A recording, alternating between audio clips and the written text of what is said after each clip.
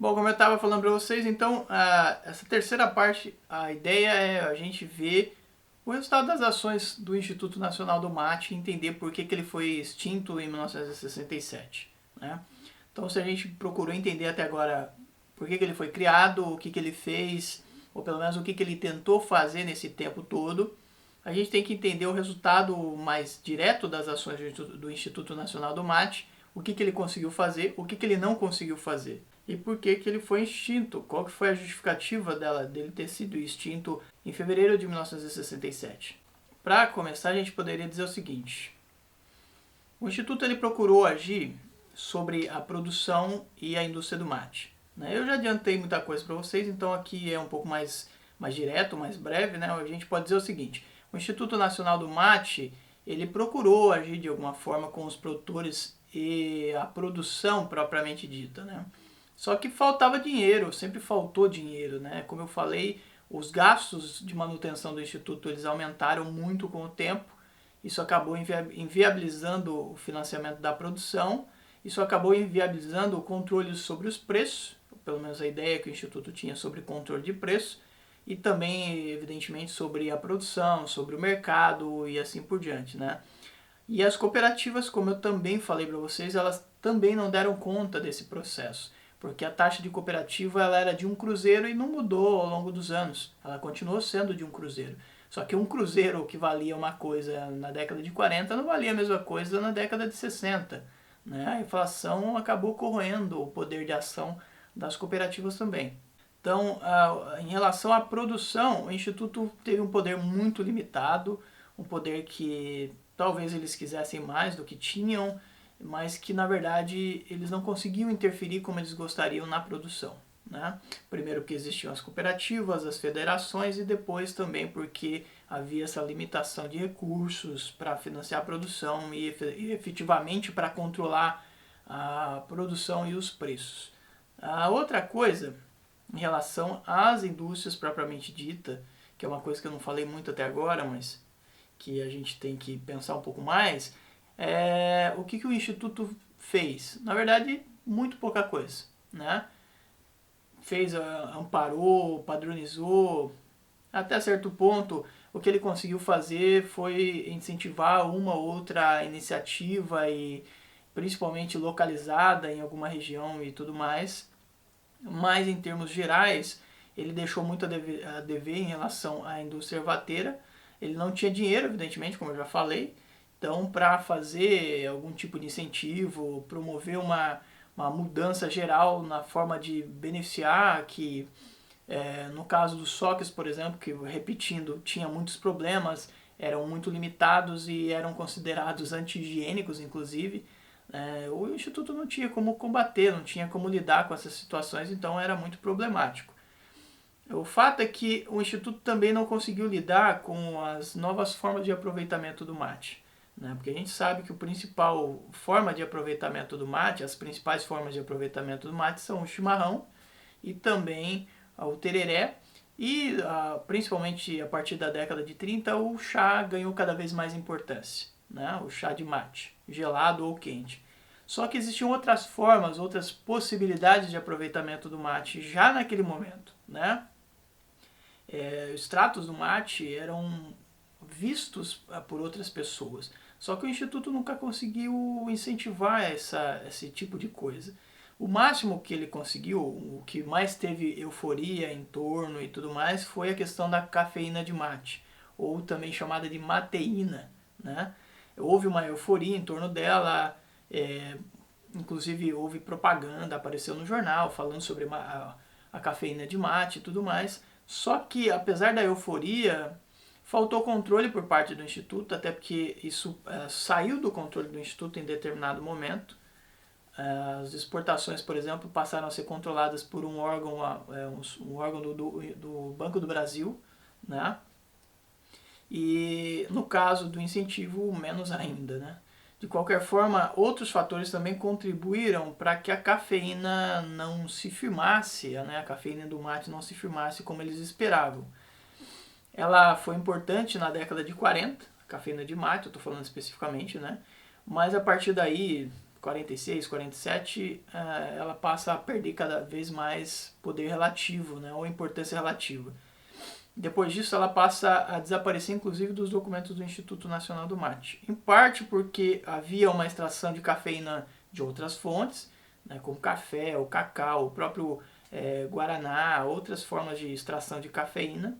Em parte também porque a extração da cafeína não se mostrou rentável, não se mostrou atraente como ela se mostrava na época da guerra, da Segunda Guerra Mundial. Durante a Segunda Guerra Mundial houve uma procura por cafeína de mate e muita gente acreditou que seria uma saída para o mate, né? Uma das saídas para o mate, porque o preço estava alto, a procura também estava alta por cafeína do mate. Depois disso, com o aumento de extração de cafeína de outras fontes e também com o fim da Segunda Guerra Mundial, o preço caiu, a procura por cafeína de mate, propriamente dito, também acabou caindo. Além disso, também muitos industriais exportadores ficavam receosos de vender cafeína ou extrair cafeína do mate, né, de vender matéria-prima para a extração da cafeína.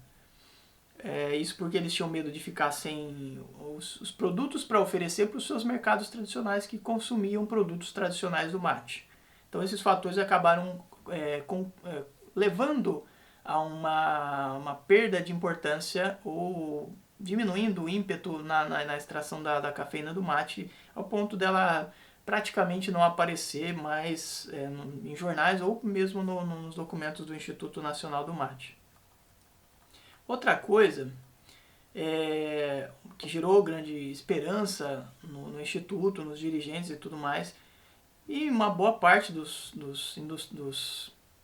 ervateiros, né, de maneira geral, foi uma novidade que foi o mate solúvel. Né? Ele foi desenvolvido, ou pelo menos a forma mais aperfeiçoada dele surgiu na segunda metade dos anos 50, né? Já estava pronto para ser fabricado e comercializado como eles esperavam, só que, mais uma vez, a coisa não foi tão boa quanto se esperava. Na verdade, não foi nada boa como se esperava. Né? Chegou a ser criada uma primeira fábrica, a Matenal, que tinha sede no Rio de Janeiro, né, em Niterói, na verdade, que depois acabou sendo transferida para o Rio Grande do Sul. E uma outra fábrica foi criada pela Federação de Mato Grosso em Ponta Porã. Então essas duas foram as únicas fábricas de mate solúvel criadas. Havia uma euforia também em torno do mate solúvel, de que ele traria uma solução para os problemas do mate e tudo mais, né? Apesar de haver uma resistência por parte dos beneficiadores tradicionais, de qualquer forma, com poucos recursos por parte do Instituto para fazer propaganda, para promover o mate solúvel e tudo mais, o resultado foi praticamente insignificante.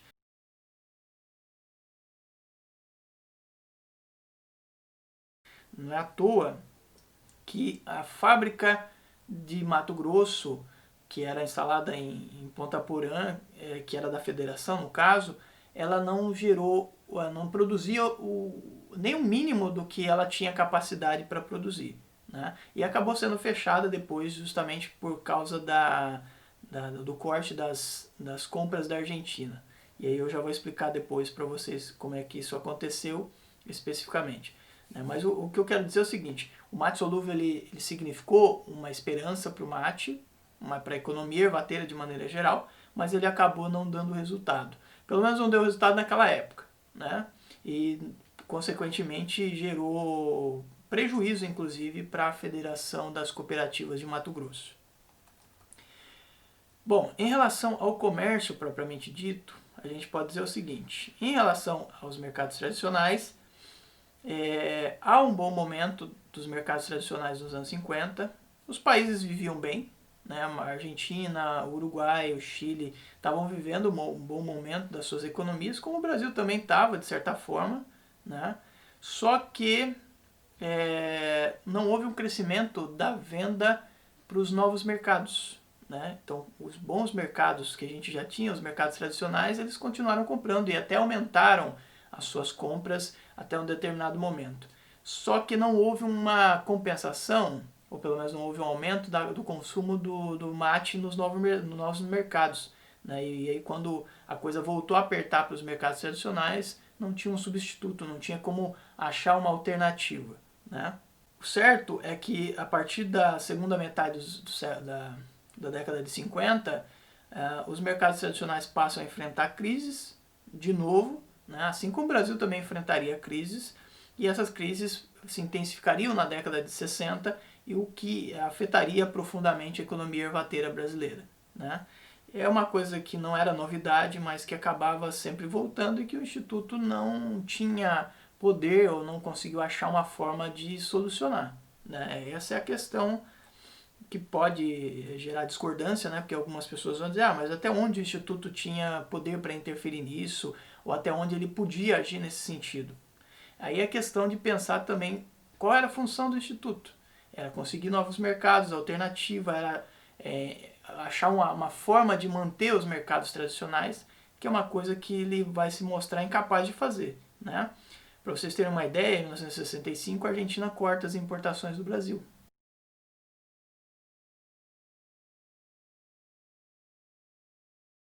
O Chile sempre se manteve muito instável, ele não era um mercado que substituía os demais, né?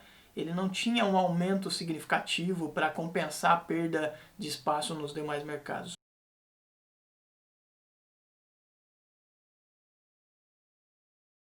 O Uruguai, ele comprava cancheada e beneficiada. Ele tinha uma indústria interna que comprava matéria-prima do Brasil para beneficiar lá dentro. Então eles compravam cancheada e eles compravam também beneficiada. Isso gerava uma briga muito intensa entre os que exportavam cancheada e os que queriam continuar exportando só beneficiada, né? E o Uruguai reduziu as compras também na década de 60.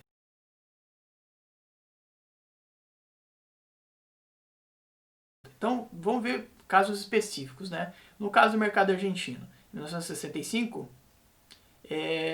eles mostraram o que muita gente já imaginava. Eles cortaram as importações do Brasil, isso porque eles já eram autossuficientes, eles já conseguiam produzir o suficiente para o que eles precisavam, e aí eles mostraram uma coisa que todo mundo já sabia, que eles poderiam cortar as compras do Brasil quando eles quisessem, ou quando eles achassem uma forma de se livrar do vínculo que eles tinham com o Brasil, né?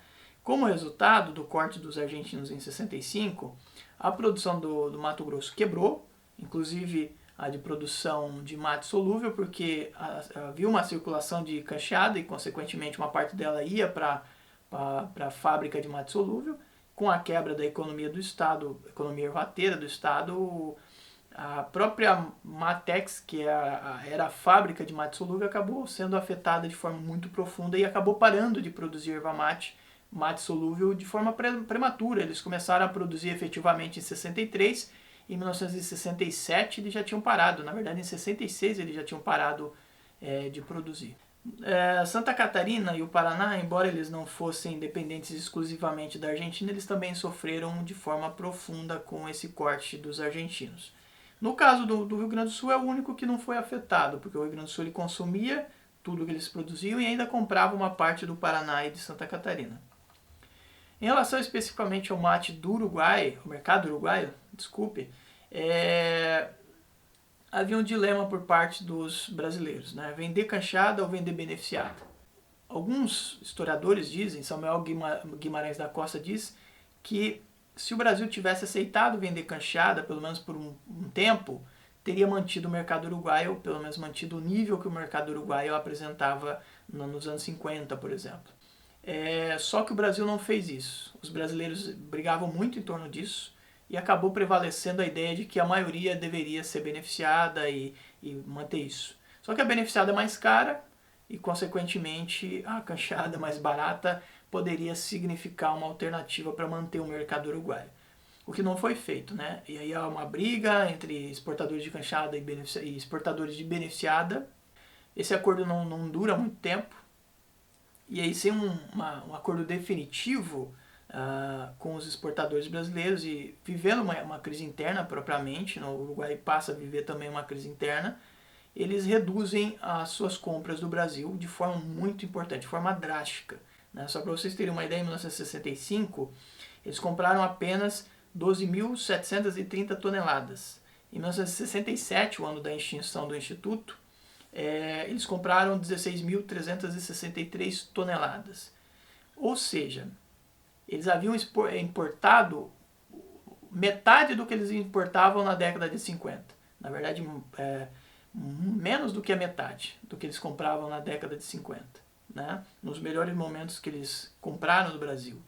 Então, para vocês terem uma ideia de como se reduziu a compra de mate por parte dos uruguaios, o que acabou, evidentemente, contribuindo de forma muito importante para a extinção do Instituto também. Em relação ao Chile, ele nunca foi um mercado estável, como eu falei para vocês. Ele se ameaçou a se tornar um país industrializado na década de 40, só que eles desistiram porque eles perceberam que não compensava comprar cancheada para beneficiar lá dentro. Então eles continuaram comprando beneficiada mesmo, erva mate pronta para consumo. Só que o Instituto não teve recurso para fazer propaganda no Chile. Em determinado momento, eles abriram espaço, os diretores do Instituto abriram espaço para iniciativa privada ajudar nessa propaganda. Né? Cresceu cada vez mais a ideia de que a iniciativa privada poderia fazer alguma coisa também. Tanto é que surgiu a Confederação das Cooperativas do Mate e surgiu também a Empresa de Mate do Brasil, a EMABRA, em 1959, que a ideia era juntar esforço de forma privada, mais regionalizada. E mesmo assim, mesmo com o Instituto e essas novas associações surgindo para ajudar ou supostamente juntar forças com o Instituto, a coisa acabou não frutificando, faltou recurso, a propaganda não foi o suficiente e o mercado o mercado chileno continuou consumindo de forma muito inconstante, né? Oscilava bastante de um ano para o outro e não significou uma substituição para os demais mercados que foram perdidos em 1965. Em relação aos mercados novos, uma coisa que a gente poderia acrescentar é que o Instituto não teve recurso, mais uma vez a questão dos recursos, a iniciativa privada também não teve, o que impossibilitou a conquista desses novos mercados.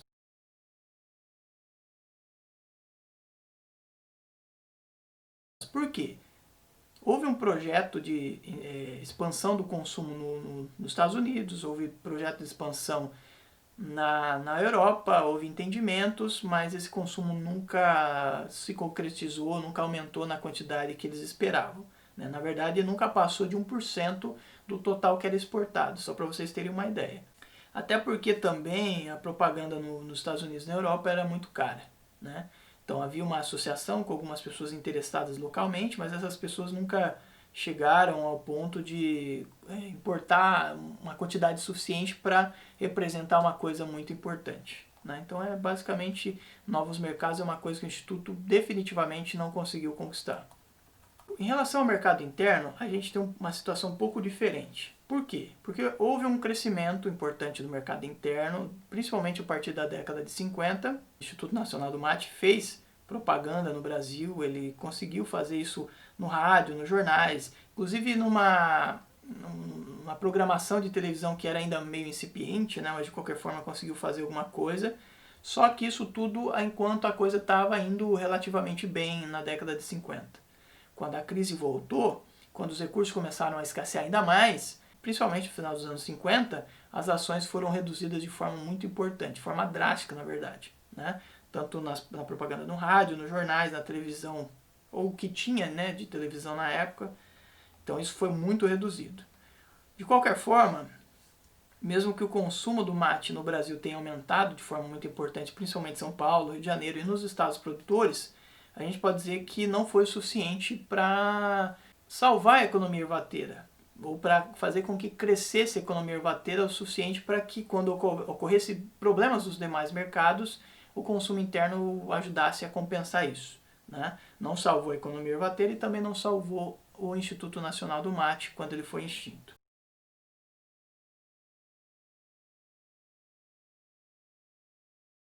Bom, finalmente, a gente pode adiantar o seguinte: quando o Instituto for extinto, em 1967, ele vai deixar uma economia ervateira problemática, né? Um novo momento de crise, na verdade muito pior do que o Instituto tinha pego na década de 30.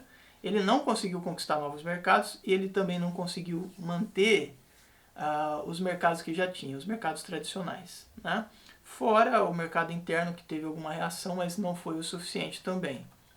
O que a gente pode concluir do nosso mini curso, a gente já está chegando ao final, espero que vocês estejam gostando, é o seguinte: como conclusão, a gente poderia dizer que os problemas da economia ervateira eles se agravaram na década de 60, especialmente na década de 60, e aí a gente tem a extinção do Instituto Nacional do Mate, né? Mesmo tendo sendo extinto durante a ditadura militar, a gente também não pode culpar, não sei se é essa palavra, mas a gente não pode colocar a responsabilidade da extinção do Instituto toda na vontade dos militares, né?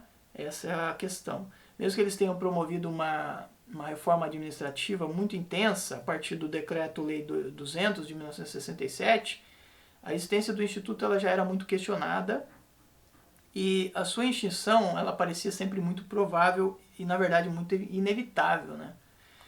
O certo é que o governo federal poderia ter amparado o Instituto, poderia ter ajudado financeiramente o Instituto Nacional do Mate em alguns projetos, poderia ter feito isso, mas não fez. Por mais que os dirigentes do Instituto tenham procurado o Instituto sempre, principalmente a partir da metade da década de 40, né? Com Vargas, com Dutra, com o Juscelino, enfim, com todos os presidentes que vieram depois, inclusive com os militares, mesmo que o Instituto tenha procurado recurso por parte do governo federal para complementar o que eles tinham com a taxa de propaganda, o governo federal nunca deu, ou quase nunca deu resposta, quase nunca ajudou o Instituto Nacional do Mate, né? Os recursos quase nunca vieram. Então, a gente tem o seguinte: uma sucessão de movimentos críticos, especialmente uma crise econômica e política, que o próprio governo federal passou a viver, especialmente na década de 60, o que acabou também viabilizando ou reduzindo os recursos que o próprio governo federal tinha, né? O certo é que o Instituto Nacional do Mate foi extinto em fevereiro de 1967, através do Decreto-Lei 281. Em seguida, muitas das funções do Instituto Nacional do Mate foram transferidas para o Instituto Brasileiro de Desenvolvimento Florestal. Uma parte também foi transferida para o Conselho Nacional de Comércio Exterior, o CONSEX, e uma outra parte ficou das funções do Instituto Nacional do Mate, extinto Instituto Nacional do Mate, ficaram com o Ministério da Agricultura. Basicamente, essa é a trajetória do Instituto Nacional do Mate, as limitações, a falta de recursos, os problemas, tudo que fez o Instituto viver por um bom tempo, mas ser extinto na década de 60, de maneira que as pessoas não muito questionavam, né? Elas aceitaram. Muita gente que fazia parte da economia ervateira acabou aceitando a extinção do Instituto Nacional do Mate, né? Basicamente é isso. Eu espero que vocês tenham gostado do mini curso. Se vocês quiserem, eu acredito que tem espaço para vocês comentarem. Façam o nosso formulário, eu vou deixar um formuláriozinho na descrição do vídeo para vocês fazerem, uma atividade para vocês fazerem para a gente entender o que vocês acharam do nosso mini curso também, né? Eu gostaria de aproveitar também para convidar vocês para conhecer o nosso blog. Eu tenho um blog já faz bastante tempo, que é o identidade85.com. Se vocês quiserem dar uma olhada, tem coisas sobre erva mate, evidentemente. Tem sobre outras diversas coisas envolvendo as humanidades. E eu também tenho o canal no YouTube, que vocês inclusive estão vendo o vídeo agora. Se vocês se sentirem, sintam-se, na verdade, convidados a se inscrever no canal e acompanhar. Vocês podem comentar, participar, mandarem sugestões de vídeos e assim por diante, né? E é isso, basicamente. Espero que vocês tenham gostado. Espero em breve a gente se encontrar em um novo mini curso, né? Um abraço para vocês. Tchau.